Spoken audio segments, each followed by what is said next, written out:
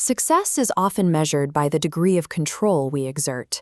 We are told to be the masters of our own schedules, our careers, and our environments, as if maximizing personal agency is the only path to fulfillment.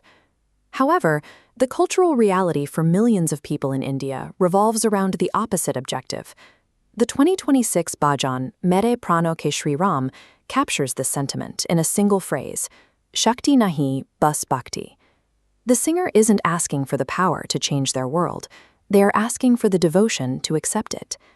Why would someone purposefully seek to be relieved of their own agency?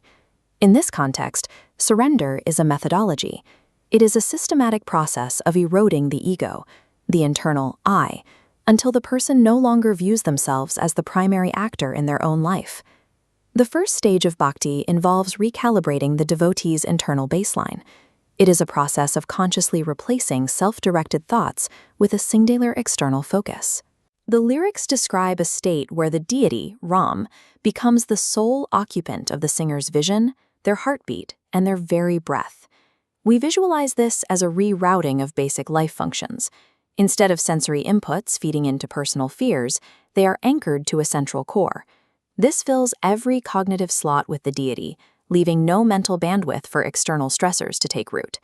When every internal signal is dedicated to the divine, the mental space where the ego normally asserts its needs begins to disappear.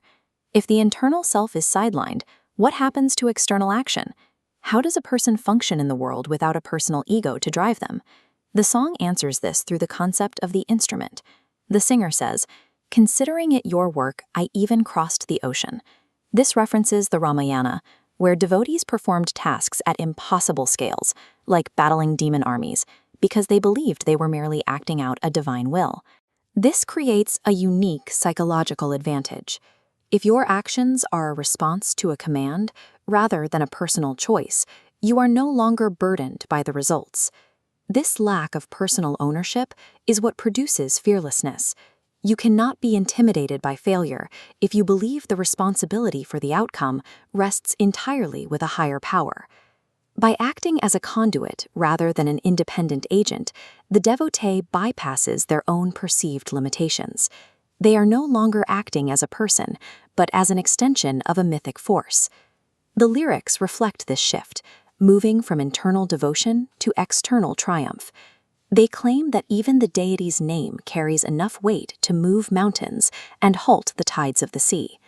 This is why the tradition celebrates the archer who hits Mart not as a master of skill, but as a master of surrender.